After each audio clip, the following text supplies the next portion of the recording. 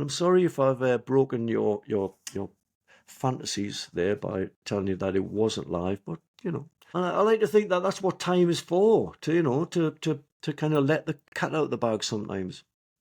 Santa doesn't exist.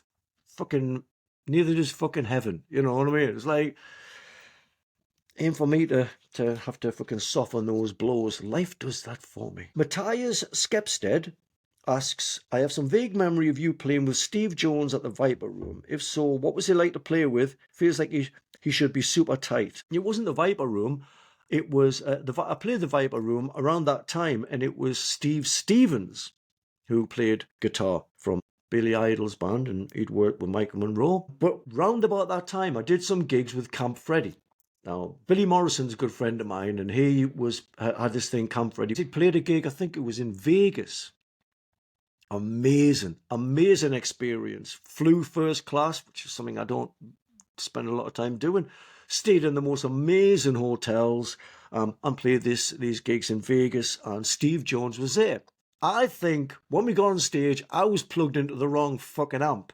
I was plugged into Steve Jones's amp, and he was plugged into mine, and I was 10 times louder than him. I don't want to be 10 times louder than anyone on stage. I like to get a stage sound. But when Steve Jones is on stage with you, he should be the loud one and not me. So we started this song, whatever it was, and we both looked at each other like, he's like, what the fuck are you doing? And I'm like, what the fuck's going on?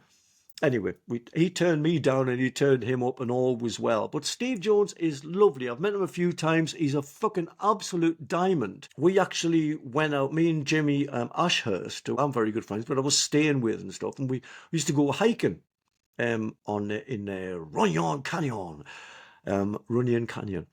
with Steve Jones, and just a lovely fella, the kind of guy who has never been affected by stardom. Hasn't changed his personality at all, or been affected by California. He's just the same guy as you ever see. If you ever see Steve Jones interview, he never changes. I love Steve Jones. He's a fucking diamond. And I've got nothing but great things to say about Steve Jones. And super tight. Yeah, he's really super tight. Have you ever heard the demos of Nevermind the Bollocks, when it was Steve Jones and Glenn Matlock, and Glenn Matlock's playing proper bass lines? Steve Jones is hasn't even double-tracked his guitar, so it just sounds like a ropey pub band. And then on Nevermind the Bollocks, Steve Jones double-tracked all his guitars and then played bass, and he was basically playing the same parts as the guitar on bass. There is no tighter rhythm section than Steve Jones and Paul Cook. It just sounds amazing. Nevermind the Bollocks is one of those albums that will always sound amazing. And the reason for that is Steve Jones. So yes, he's super tight and super nice. I've got nothing but love for that fella. Blair Chadwick asks, what is the most profitable way to make money in music now? Any advice for a wedding singer who's relaunching his original music? I've got bad news for you, Blair. There's never been a profitable way to make money from music. It doesn't work like that. I'll tell you what, the easiest way to make money from music would be to join a covers band, to play really good covers, but play a lot of industry gigs and stuff like that, weddings and business things, get a really good agent. But it's the only way of making money. There is no money in this business. You've got to think outside the box. You've got to have imagination now. If you can make a living within the arts, then you're lucky. But to make a living just doing music, you've got to be one in the 10 billion that's made it work. I would say if you want to make a career and ultimately make money through that career, you've got to get fans, and you've got to get fans based on your strength of writing, your strength of performance, and your willingness to play in front of no one. And you're never playing in front of no one. You get 5 people, that's 5 potential fans. You get one of those fans who's going to fucking love you, and they're going to tell 5 people. That's how you make a following in this business, and that's how you make fans, and that's how you make money. But if you want to make instant money, cover versions, industry gigs, play really well or sing really well. There's a massive need for good singers. If you're a good singer, you can kill in that. But original music, don't go into making original music for money. It's never going to work. Look at Troubadour Moon. That tells you everything you need to know. I hope that didn't burst any more bubbles. Don't want to be breaking people's hearts today. Ian Smith asks a few questions. I'm going to go through them all. What's your favourite curry? A fowl. I like hot curries. If I'm going to eat a curry, it's because I want to sweat things out. Otherwise, I'm not really big on curries. I'll go for a vindaloo. If I go out with a lot of people, I'll go for a vindaloo. But if I really feel like a curry, it's because I want to fucking get dirty. And I find a foul does that. But yeah, a Vindaloo. What happened to Pontus being the drummer? I just nailed that one before because he doesn't play double bass drum and because it was never meant to be a long-term thing. And I love Pontus and, it was an amicable break. No drama in that. Why didn't you ask Denzel? Do you still talk to him? I do talk to Denzel. Denzel has gone off to do his own thing. There was a bit of a falling out at the end of Mutation. Obviously not going to go into it because it's really personal, but at that point I figured that me and Denzel aren't going to really work together. And they still talk about us doing something with the benefit of time, but for this I was never going to get someone in that I thought might not work. And again, no slight on Denzel at all. He's a fucking insanely good drummer. But I thought personality-wise, it might not work. What happened to Givey being kicked out the Sinners? Fucking hell. Right. Here's the fucking truth on this one. I didn't ask Givey to join the band. It was our manager and my business partner who wanted Givey in the band. I was like, great, I've worked with Givey loads of times. Got her in the band. COVID happened. Now, our bass player ended up in hospital and he had a stroke. And he came out and he's a fairly old guy, so he wasn't very well. Well, we had a gig booked and Givey's husband got COVID. Now, we didn't know if Givey had contracted COVID off her husband or not. We were reliably informed that she didn't have. But we had an old guy who just had a stroke. Well, there's no way we could risk giving COVID to this fucking fella. It was just never going to happen. So we said, Givey, it's best if you just, sit this one out. And that's when all hell broke loose that we were doing something terrible to her. I didn't even want to sack her. The rest of the band wanted to get rid of her. It was just, I'm the leader, I had to do it. She still fucking hates me to this day. And I'm tired of hearing people saying, I saw Givey last night and she was this and that. And, I'm going to pay for what I did. At the end of the day, yeah, as band leader, de facto reason why everything goes wrong. Usually when you're the band leader, it's when things go wrong that you get the shit. When things are going right, everyone gets to rejoice in it. It's something that I've got used to. But it wasn't even like I wanted her in the band in the first place, or I wanted to get rid of her when we go. I never even thought that the Sinners was going to be a full-time thing. I just thought it was a bit of fun. Someone wasn't working out. The band didn't want her in the group. Up to me to say, I don't think it's going to work out. The Sinners isn't going anymore. And she's still fucking saying all this horrible fucking shit about me. I think it's really unhealthy for her to do this because it's making her life miserable. It doesn't affect my life, Her hatred for me doesn't affect my life. I just wish she would start living outside of this, get over it and just find happiness or something. It does a number on me when you've got people like CJ and Givey just, with so much fucking hatred for you. And I've got no hatred for them. I literally have no hatred for these people. I've got nothing but good wishes. I wish you all the best. But, I want CJ to start, getting on with his own thing and forget about this. And I want Givey to start getting it. She doesn't even make records anymore because she hates me that much. Or she made a record, it was all about hating me or some fucking shit like that. But Givey's great. She's got a fantastic voice. I wish she would get back into the music and get over this. Hate me if you want, but move on. That's all I would say. I'm sure that will get back to her. I'm sure she will disagree with it. But yeah, I didn't ask her to join the band and I was the one that had to fire her. Guilty as fucking charged. Do you think your crowd reactions are mellowing as the crowd gets older and less rowdy? There were no pits in Glasgow, for example. Yeah, but there have been pits on this tour, which is a bit weird. There was a pit in at Nottingham, and there was a pit in Manchester, I believe.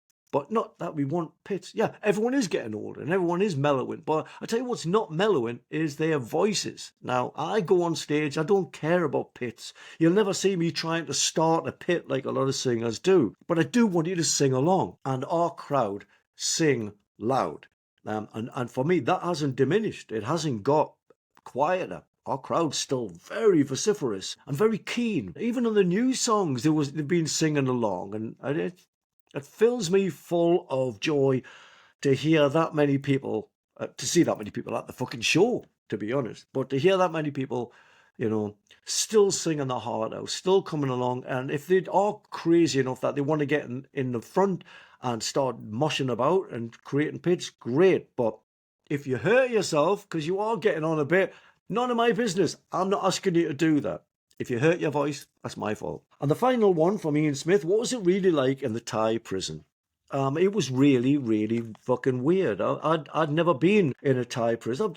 I'd been in jail, which is you're behind bars and stuff or whatever, but I'd never been in a Thai prison where there's no bars, there's no rooms, you're not in your own cell. It's a huge stone room like the gym in a school, and everybody's there, and your belongings are in a plastic bag hanging on a nail above your head. You're lying on a floor with a mattress. You can call it a mattress, the sort of thing that you'd feel bad if your dog lay on, and everyone is together, everyone. And there's the rapists over there, there's the terrorists over there, there's the fucking weirdos over there, and it's every man for himself. And every night you're kind of sleeping and kind of not sleeping. You've got one eye open and you're expecting the worst to happen. And a few times the worst did happen. There would be people just fucking launching into everyone. They let me have pencils because I was keeping a journal and writing lyrics and stuff. So my only weapon was a pencil.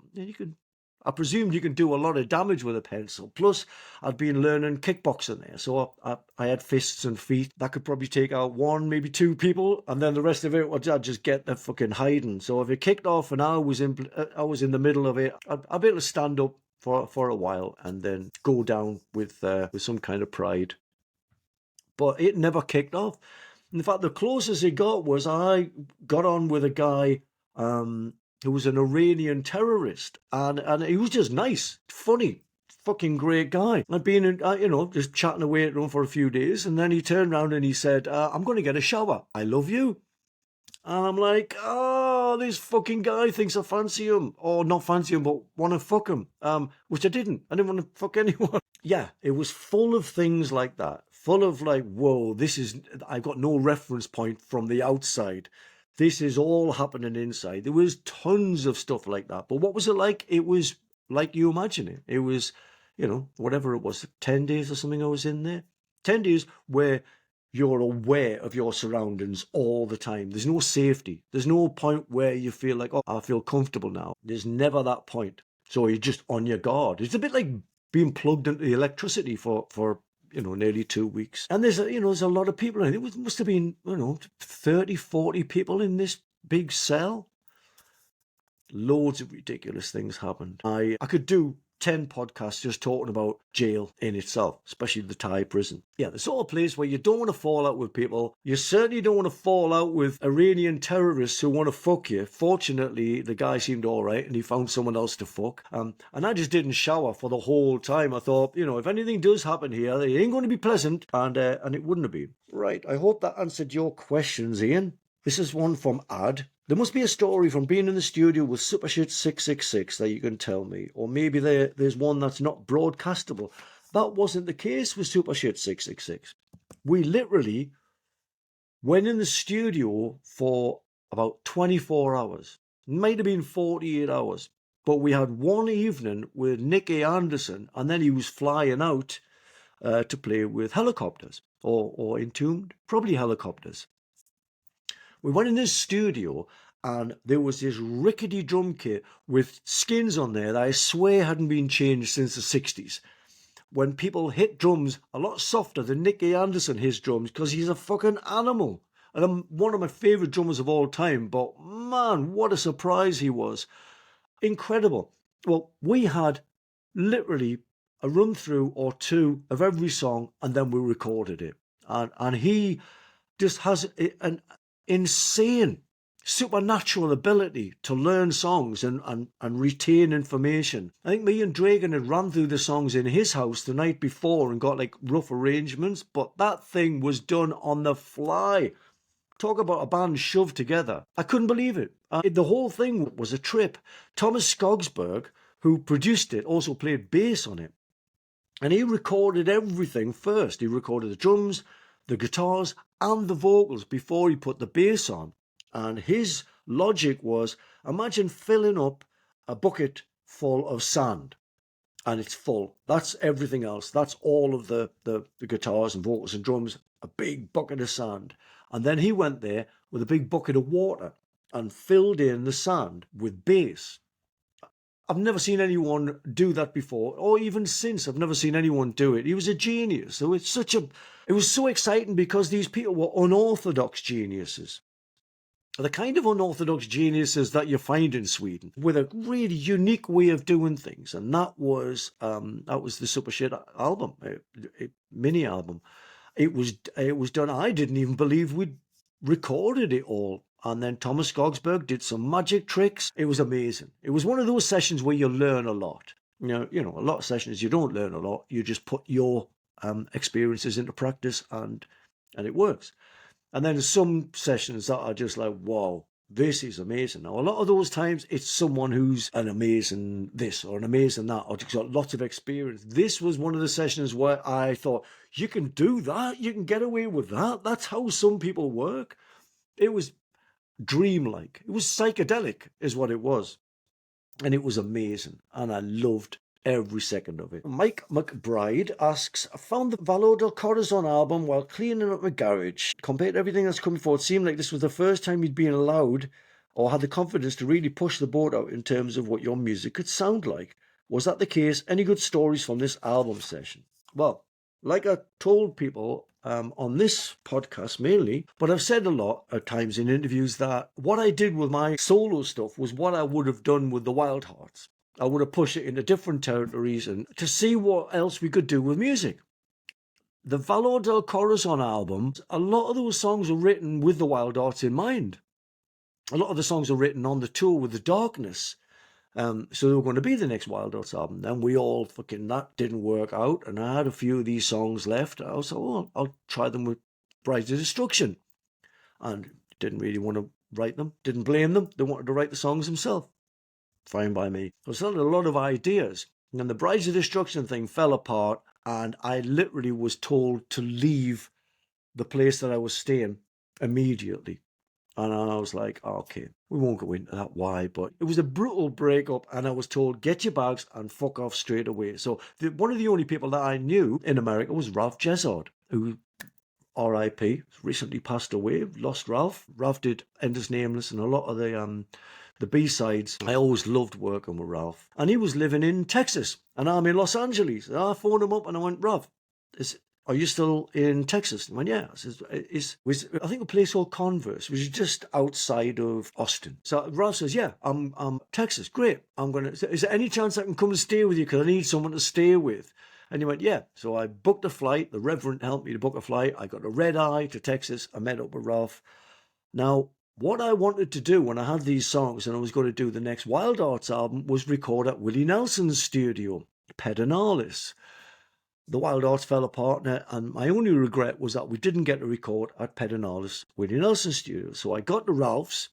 We had a good drink, which I fucking needed at the time. And I said, so what are you up to? And he went, I work in Willie Nelson's studio, Pedernales. I'm like, fuck off. Really? I said, well, I've got these songs. Do you want to make an album on the downtime? So whenever there was a studio session booked, they would finish whatever time in the evening, and we would work from that time through the night, which suited both me and Ralph's hours because we were both night owls. And we recorded the album on downtime in Willie Nelson's studio. And so I got to do my recording there. But, a lot of the songs, like I say, I had them in mind for Wildhearts things. So yeah, it wasn't really me trying to push the boat out. It was me following my absolute natural trajectory as a writer. And songs are songs. If you've got a good song, you can play it with anyone on anything and it should work. And, it was a good album.